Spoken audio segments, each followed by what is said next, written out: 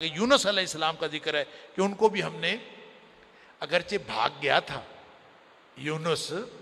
بھاگ گیا، اللہ فرماتا ہے وَإِنَّ يُونُسَ لَمِنَ الْمُرْسَلِينَ إِذْ أَبَقَ إِلَى الْفُلْكِ الْمَشْحُونِ، یہ بری ہوئی کشتی میں جا کے سوار ہو گیا تھا۔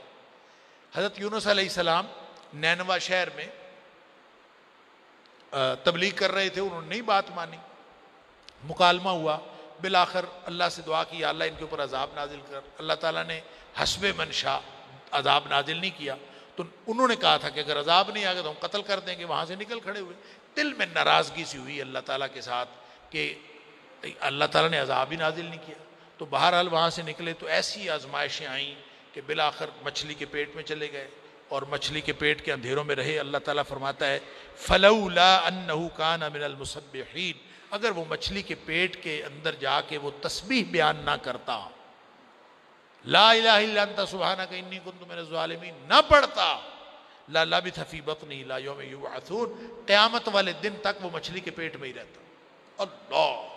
لیکن جو نیک لوگ ہوتے ہیں، مخلصین ہوتے ہیں، مومنین ہوتے ہیں، انبیاء ہوتے ہیں، مرسلین ہوتے ہیں، ان کا کردار یہ ہوتا ہے کہ غلطی ہو بھی جائے فوراً اللہ کی طرف رجوع کر، حالات جیسے بھی ہوں اللہ کی طرف رجوع کر۔ جب اس طرح سے انسان کرتا ہے تو اللہ کو تو خوشی بڑی ہوتی ہے کہ جب کوئی شخص پہلے اس سے کچھ غلطی ہو پھر وہ اللہ سے معافی مانگے، تو معافی مانگنے سے تو اللہ خوش بہت ہوتا ہے۔ لہٰذا اللہ تعالیٰ فرماتے ہیں کہ یہ میرا بندہ تسبیح نہ کرتا تو قیامت تک یہ اسی کے اندر رہتا۔ اللہ